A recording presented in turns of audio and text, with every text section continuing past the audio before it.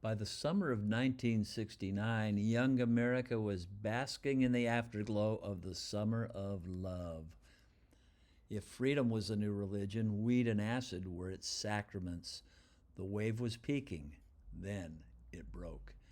The world awoke to headlines that members of a 60s cult had murdered 7 innocent victims in 2 nights. It was then we heard a name we would never forget: Charles Manson.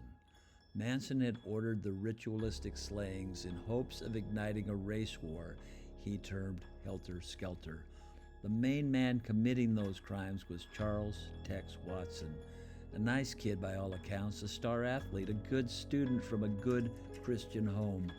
The press covered every aspect of the gruesome murders and the subsequent trials in detail, but mostly it avoided any mention of the aftermath, how Watson and several former Manson disciples had turned from Manson to Jesus Christ. Through prison visits and letters, I became friends with Charles Watson. I was not allowed to record his image or his words, but here's what he told me. When I first met Manson, his eyes seemed full of love. Soon afterward, I began living with him and the Manson family. One night, he pressed a large knife into my chest and asked, "Would you die for me, Tex?" "Sure, Charlie, you can kill me," I replied.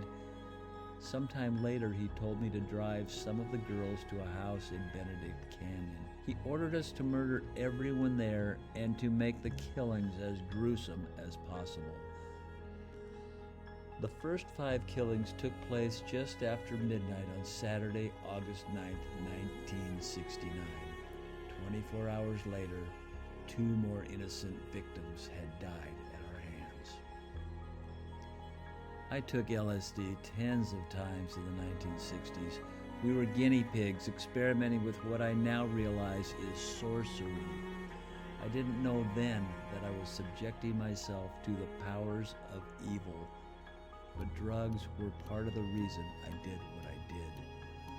I am now against making drugs, including weed, more available because it will only increase the death spiral of society. It creates a mental dullness and limits intellectual and emotional development.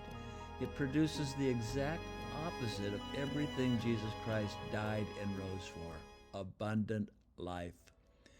We reap every little thing we sow, whether from good or bad seed.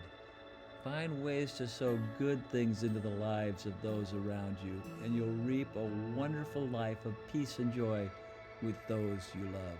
According to 2 Peter 3:9, the Lord is not willing that any should perish, but that all should come to repentance. If I can be forgiven, anyone can.